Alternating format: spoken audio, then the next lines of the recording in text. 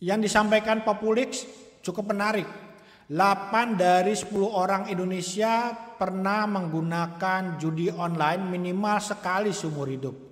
Ini artinya 80% orang Indonesia terpapar judi online. Dan yang menariknya adalah bahwa ada 160 juta transaksi terkait dengan judi online yang melibatkan lebih dari 3 juta orang.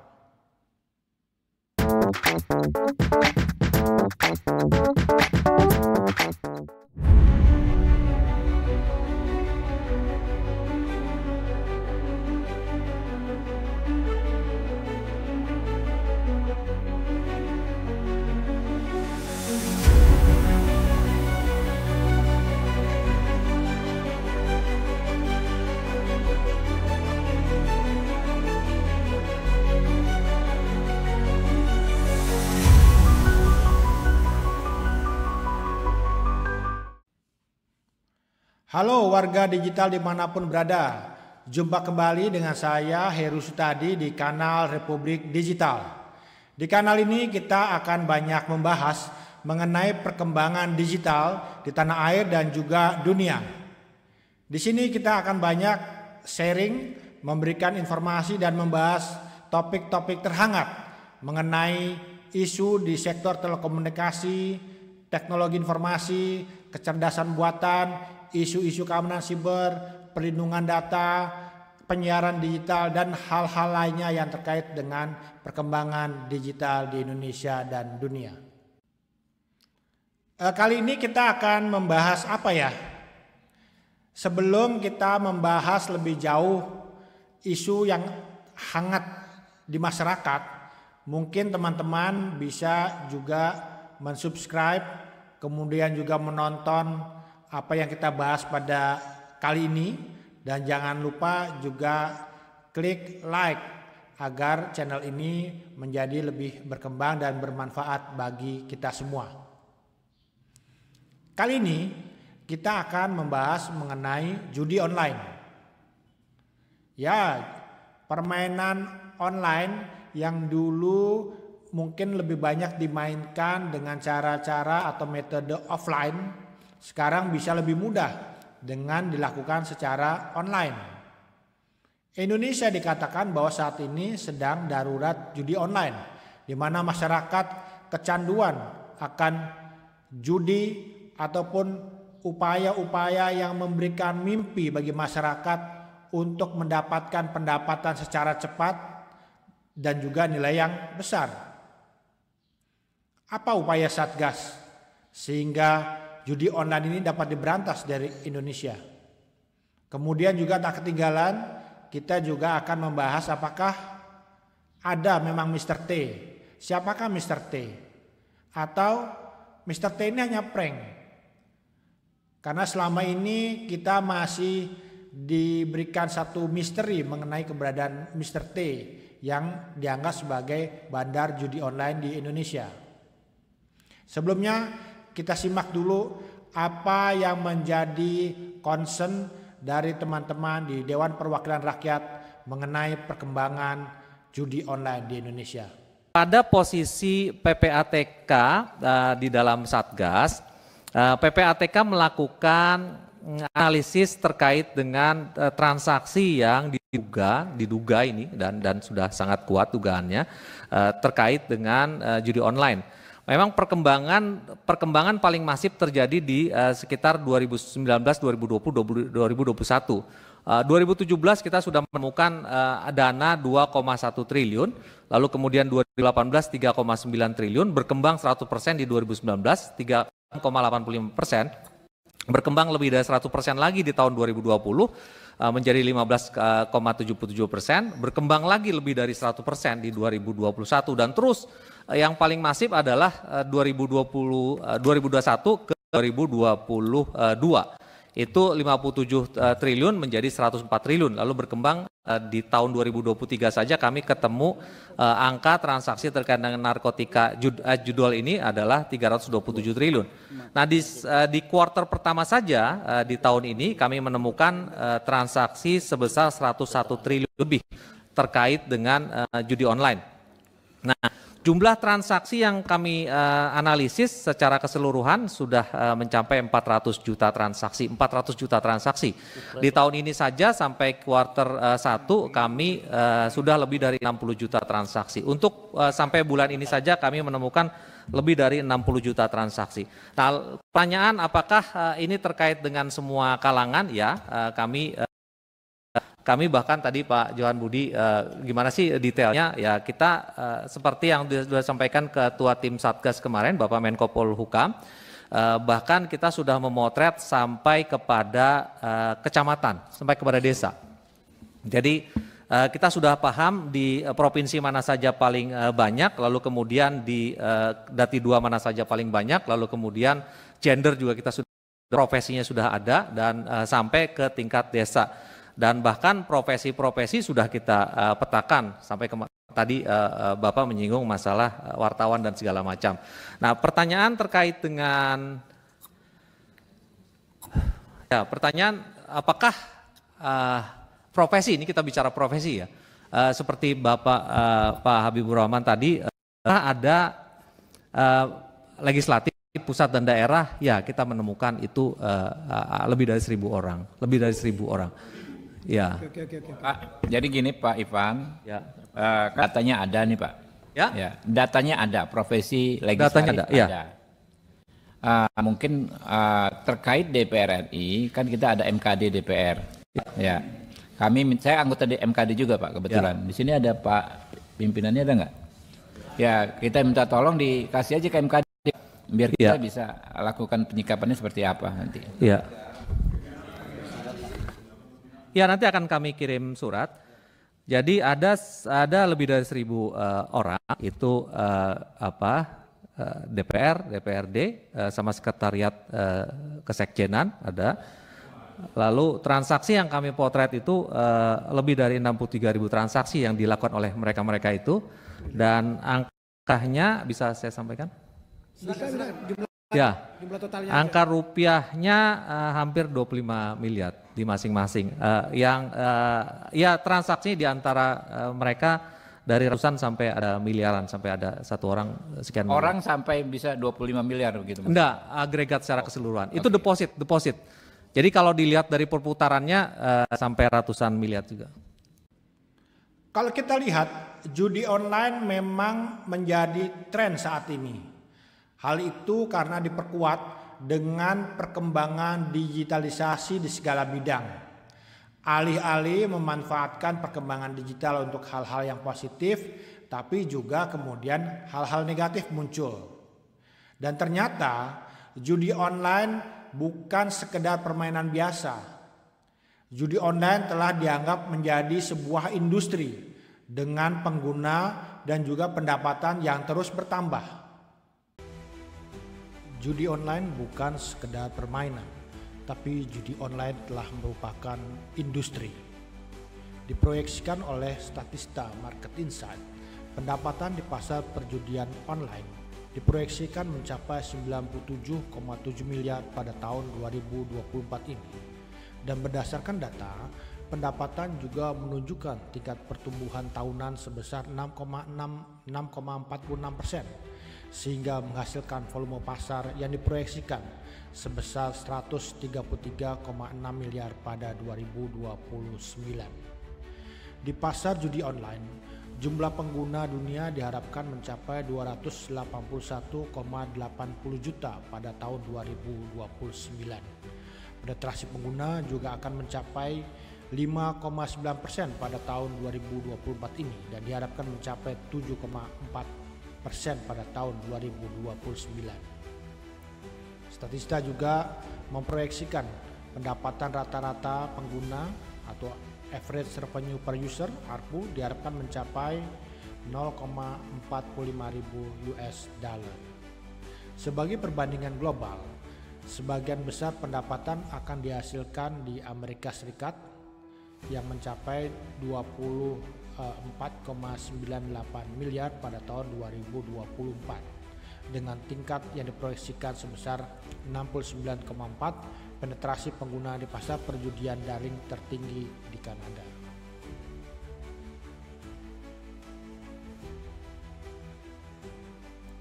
Kita bisa lihat di sini peta Indonesia sebagai wilayah yang dapat dikatakan medium, tidak low seperti negara-negara di Afrika ataupun di Amerika Selatan, termasuk juga di Timur Tengah. Ini merupakan data yang diambil dari Mordor Intelligence. Di pasar ASEAN, perjudian online diproyeksikan mencapai 1,23 miliar pada tahun 2024. Pendapatan diharapkan menunjukkan tingkat pertumbuhan tahunan sebesar 4,87% yang menghasilkan volume pasar yang diproyeksikan mencapai 1,56% pada tahun 2029. Pasar taruhan olahraga online juga memiliki volume pasar yang diproyeksikan sebesar 0,59 miliar pada 2024 ini. Di Indonesia, pengguna atau korban judi online juga kian bertambah.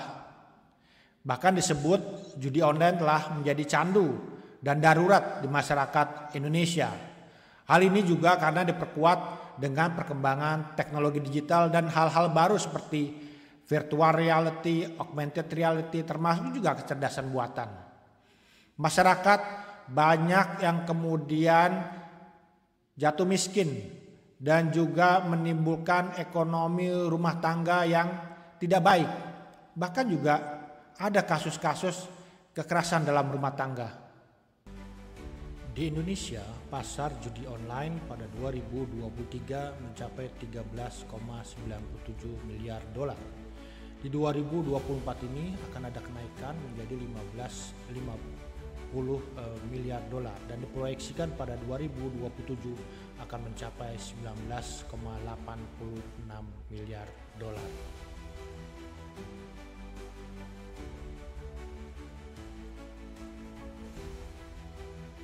Berdasarkan data, menurut Satgas Perjudian Online, Indonesia merupakan rumah bagi 4 juta pengguna atau penjudi online.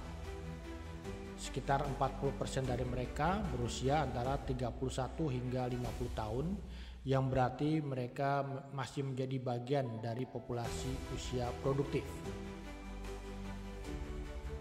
Disampaikan juga oleh Satgas Perjudian Daring, 80.000 dari mereka sudah kecanduan judi online berusia di bawah 10 tahun dan 440.000 lainnya berusia antara 11 hingga 20 tahun.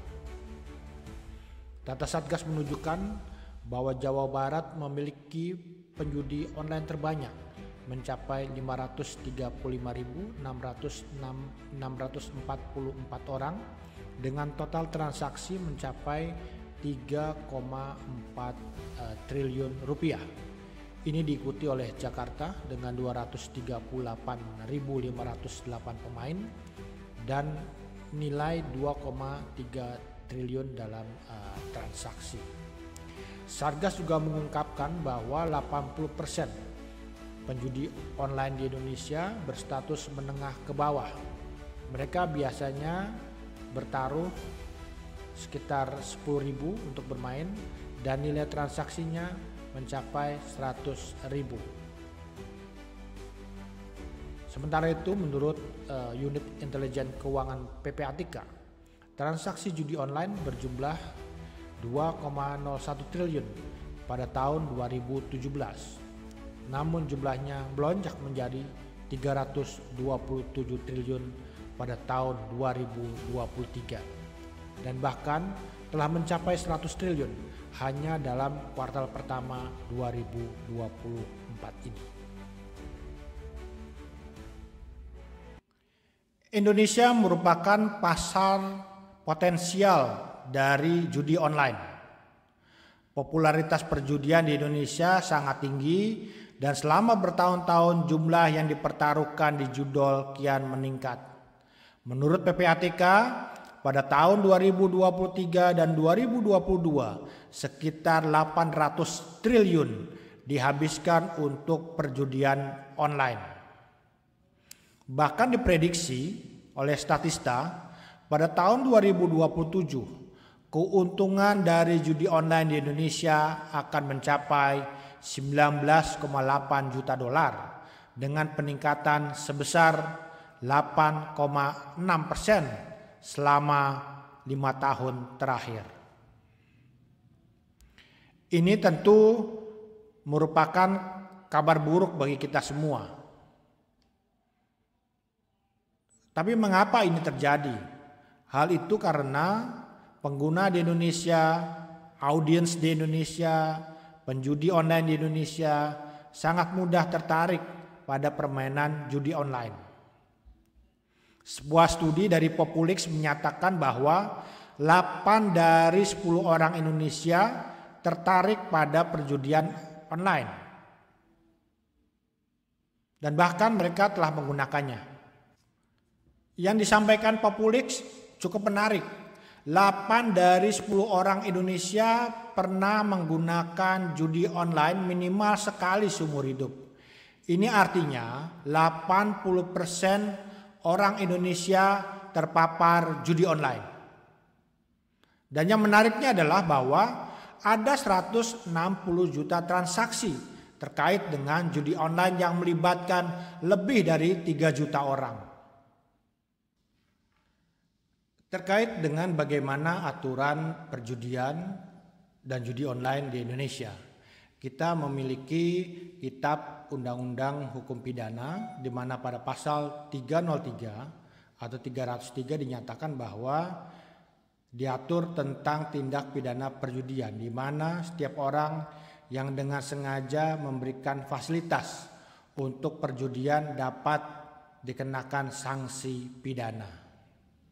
Dan di pasal 303 bis menyatakan bahwa siapapun yang ikut serta dalam perjudian dapat dikenakan hukuman pidana baik sebagai penyelenggara maupun pemain. Selain KUHP, Undang-Undang Informasi dan Transaksi Elektronik juga mengatur bagaimana perjudian online. Dinyatakan di pasal 27 ayat 2 bahwa ada larangan distribusi konten yang memiliki muatan perjudian melalui internet. Pelanggaran terhadap pasal ini dapat dikenakan sanksi pidana. Kemampuan Kominfo, karena Kominfo serius sekali dalam memberantas judi online. Jadi sepanjang tahun 2023 itu ada 168 juta transaksi judi online dengan nilai transaksi mencapai 327 triliun rupiah tahun 2023, sepanjang tahun 2023. Itu agregat loh, artinya masuk omset lah kalau bahasa gampangnya ya. Nah sepanjang tahun 2023, tahun lalu itu ada 2,7 juta pemain atau orang Indonesia terlibat dalam judi online, di mana 2,1 jutanya ini yang menyedihkan untuk kaum muda. Panjang 17 Juli sampai 22 April 2024, dia 9 bulan, 8 bulan, 9 bulan ini. Kemudian kami telah melakukan putusan akses atau takedown lebih dari 1,6 juta situs. Nah yang juga kita sudah lakukan adalah menutup rekening. Sudah kita serahkan ke OJK, ada 5.000 rekening lebih. Nah itu dari situ nanti akan kita bisa telusuri siapa yang kerok. Tak kunjung tuntas, judi online di Indonesia bahkan makin membuat kita dalam posisi darurat judi online. Akhirnya pemerintah kemudian membentuk Satgas Penanganan Judi Online di Indonesia.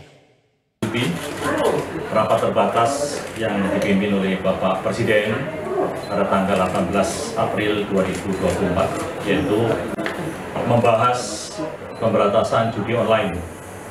Dan perintah Bapak Presiden segera dilaksanakan dan dibentuk task force lintas kementerian dan lembaga untuk segera melaksanakan kerja di lapangan memberantas judi online ini yang sudah meresahkan masyarakat. Karena dampaknya kepada masyarakat terutama adalah generasi penerus mulai dari tingkat SMP, SMA, bahkan SD. Dan dari pembicaraan yang tadi kami laksanakan bahwa OJK itu mencatat ada 5.000 rekening yang sudah dibekukan karena adanya kegiatan yang anomali. Anomalinya apa? Itu frekuensinya besar namun nilainya kecil. Karena apa? Ini mengkait dengan apa yang ditemukan oleh PPATK. PPATK mencatat sejak 2017 sampai dengan 2024 itu terjadi peningkatan judi online yang secara signifikan berdasarkan data yang ada di PPATK. Tahun 2023 itu sebanyak 3,2 juta warga negara bermain judi online. 80%-nya memang bermain di bawah nilai Rp100.000. Dan dicatat bahwa perputaran uang di tahun 2023 itu mencapai 327 triliun agregat ya, keluar masuk itu tercatat 327 triliun itu berasal dari 168 transaksi. Dan triwulan pertama tahun 2024 ini tercatat 100 triliun. Luar biasa. Ini juga agregat ya. Dan dari Kominfo juga itu telah melakukan tindakan hingga 30 Desember 2023 itu total konten judi online telah ditangani sebanyak 805.923 konten. Ini memang sangat besar ya. Dan servernya ada di luar negeri. Dan Barreskrim juga mencatat bahwa sejak tahun 2015 sampai 2023 ini tercatat beberapa model. 2015 itu judinya bersifat kredit market. Ya. Kemudian 2016 sifatnya sudah cash market. Dan 2023 sudah mulai masif menggunakan link alternatif menggunakan server dari luar negeri. Dan yang paling banyak diminati adalah judi online dengan slot. Karena ini banyak dinikmati karena apa? Karena lebih mudah, kapan saja, di mana saja. Artinya di mana saja sambil duduk, di mana saja ini bisa melaksanakan judi online. Dan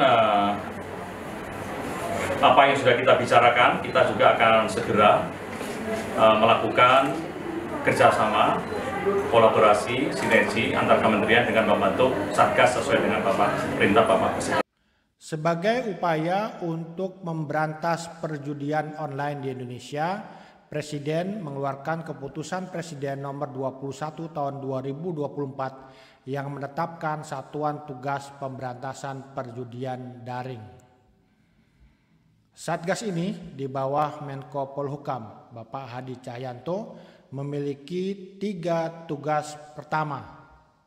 Yang pertama adalah Satgas akan menindak rekening yang digunakan sebagai penampungan judi online sesuai dengan hasil analisis dari PPATK. Hal ini diawali dengan pemblokiran sementara oleh PPATK selama 20 hari dan dilanjutkan dengan penyidikan oleh Barreskrim Polri. Selanjutnya, Pengadilan Negeri akan mengumumkan rekening terblokir tersebut selama 30 hari. Apabila tidak ada pihak yang mengajukan permohonan atau keberatan, maka aset tersebut dapat disita oleh negara. Ditekankannya bahwa apa yang dilakukan sesuai dengan koridor peraturan perundang-undangan, baik hukum acara pidana maupun peraturan Mahkamah Agung nomor 1 tahun 2013. Tugas kedua dari Satgas adalah menindak pelaku jual beli rekening yang digunakan untuk judi online. Disampaikan oleh Menko Polhukam, modus saat ini pelaku mendatangi kampung-kampung mendekati masyarakat untuk membuka rekening secara online. Sementara tugas ketiga, Satgas akan menindak game online yang terafiliasi dengan judi online.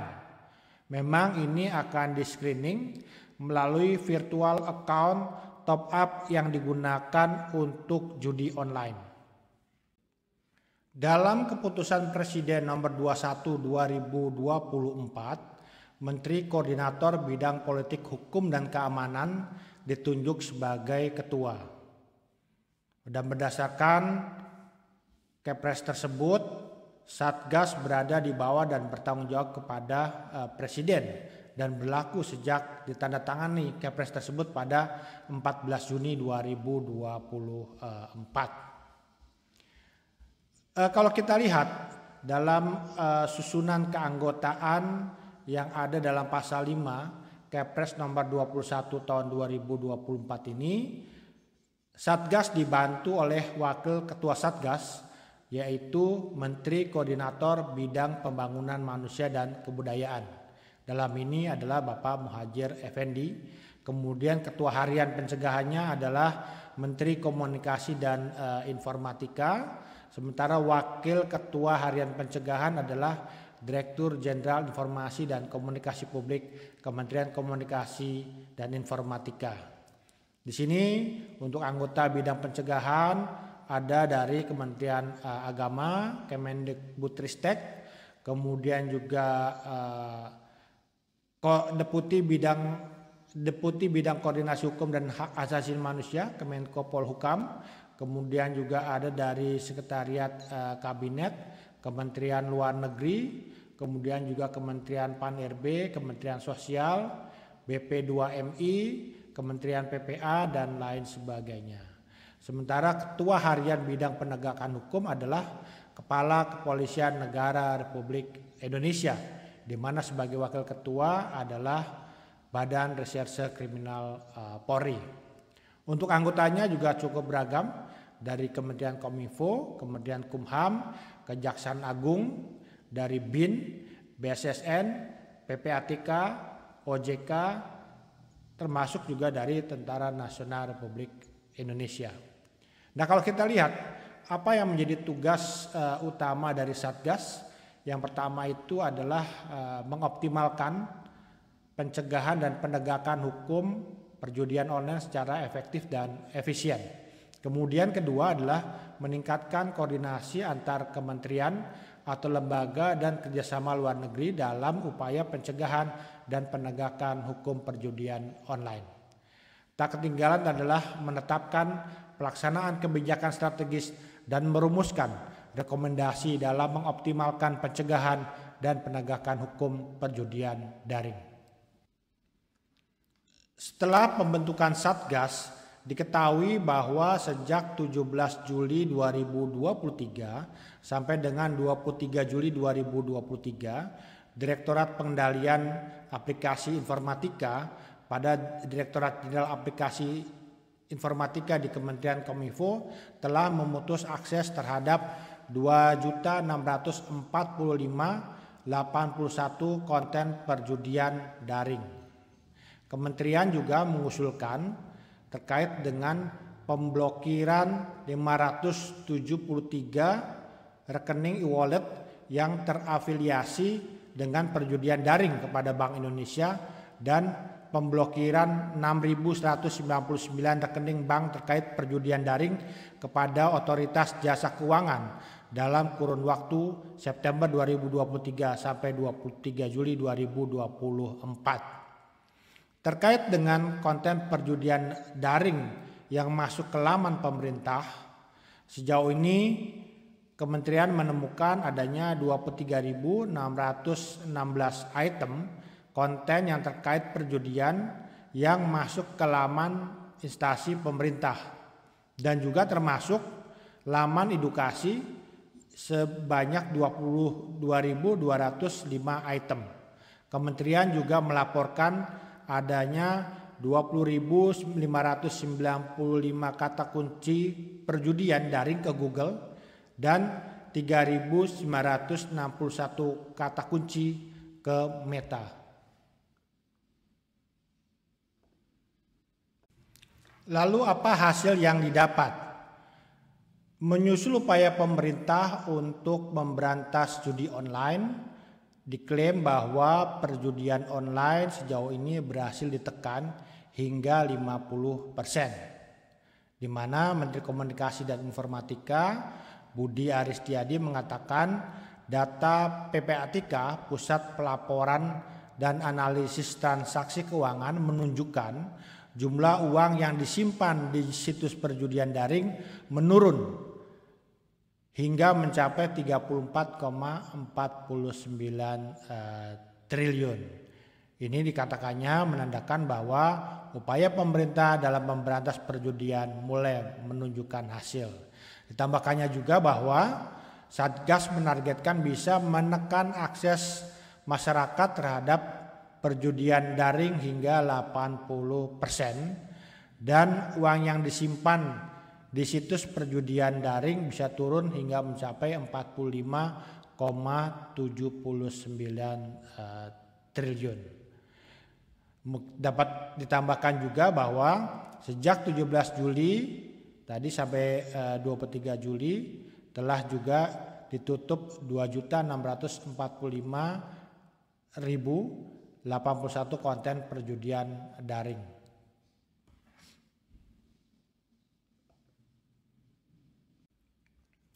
Dari isu perjudian online yang cukup hot di tengah masyarakat, muncul pernyataan dari Kepala BP2MI di mana judi online di Indonesia dikendalikan oleh seseorang berinisial T yang merupakan sosok kebal hukum. Hal itu disampaikan oleh Kepala BP2MI, Badan Pelindungan Pekerja Migran Indonesia, Bapak Benny Ramdhani, yang mengungkapkan bahwa bisnis judi online di Indonesia dikendalikan seseorang berinisial T. Meski begitu, Benny tidak menyebut sosok T tersebut siapa. Hanya saja disampaikan bahwa sosok tersebut adalah warga negara Indonesia yang mengendalikan bisnis judi online dan scamming atau penipuan online di Indonesia dari Kamboja.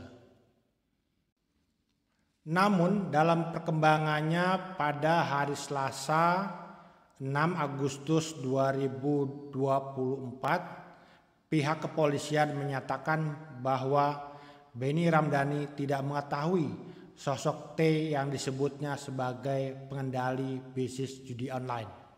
Hal itu disampaikan oleh Direktur Tindak Pidana Umum Bareskrim Polri, Brigjen Johan Dani Raharjopuro, yang mengatakan hal ini usai 2 kali melakukan pemeriksaan terhadap Benny di Bareskrim. Daripada kita berfokus pada tokoh tertentu yang dianggap sebagai otak di balik berlangsungnya judi online di Indonesia yang tidak kebal hukum, kita fokus untuk bagaimana bisa memberantas judi online di Indonesia.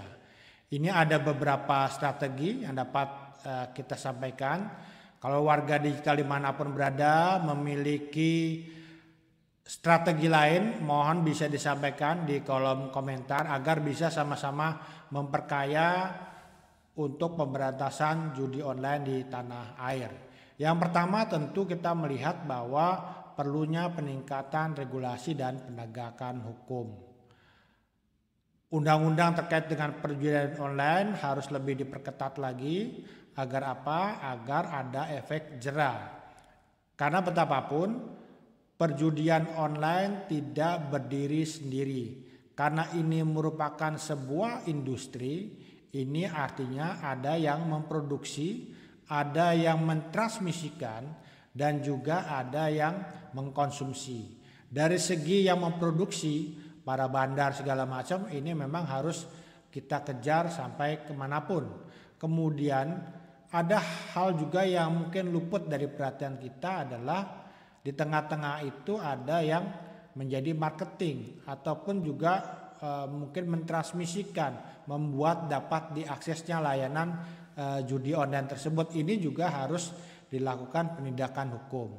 Karena selama ini cukup banyak influencer yang hilir mudik memberikan semacam pengaruh pada masyarakat, mengajak masyarakat untuk seolah-olah tidak bermain judi gitu ya, dalam bentuk investasi, kemudian game online, tapi ternyata itu adalah menjadi bagian dari judi online. Nah, ini juga harus dilakukan upaya penegakan hukum, setidaknya memberikan efek jera agar tidak ada influencer lain yang kemudian menjadi tokoh yang mengajak masyarakat untuk bermain judi online. Tentunya kita juga harus melakukan kerjasama dengan penyedia layanan internet untuk memblokir akses ke situs judi. Hal lainnya adalah bagaimana kita mengembangkan teknologi pengawasan yang lebih canggih. Memang dikatakan hari ini diblokir, besok tumbuh lagi, sehingga memang diperlukan bagaimana kita memonitor hari ke hari kehadiran dari judi online, apalagi yang baru-baru gitu ya, sehingga memang tidak ada kesempatan bagi pihak tertentu untuk menghadirkan judi online yang secara undang-undang tadi disampaikan undang-undang ITE dan KUHP secara jelas dan tegas dinyatakan dilarang di Indonesia. Kemudian juga tentunya kita melakukan kerjasama dengan negara lain untuk melacak dan menutup situs judi internasional yang beroperasi di Indonesia. Yang tak ketinggalan adalah kita juga perlu memberikan edukasi dan juga kesadaran. Harus ada satu kampanye nasional untuk meningkatkan kesadaran tentang bahaya judi online. Karena betapapun di sisi lain para bandar juga memanfaatkan jasa influencer untuk mempromosikan judi online mereka, di mana mempengaruhi publik untuk mempertaruhkan uangnya, bahkan tidak menyebut mempertaruhkan uangnya untuk berinvestasi, mendapatkan pengembalian secara cepat dan besar. Kemudian juga tentu harus ada program edukasi di sekolah maupun komunitas agar sejak dini kita memahami bagaimana bahaya dari perjudian, khususnya judi online. Hal lainnya juga memang ini merupakan saat yang baik juga kita melihat bahwa masyarakat kita juga perlu didorong untuk mengembangkan kegiatan rekreasi dan hobi yang positif, dengan tentu juga membuka peluang pekerjaan dan usaha yang sehat dan produktif. Sekali lagi teman-teman warga digital, bila mana memiliki pemikiran, pendapat lain, silakan jangan sungkan-sungkan untuk kirimkan komentar. Diharapkan dengan upaya yang tepat, kemudian juga langkah yang strategis, Indonesia dapat melawan tren judi online dan melindungi warga negara Indonesia dari dampak negatif yang ditimbulkan.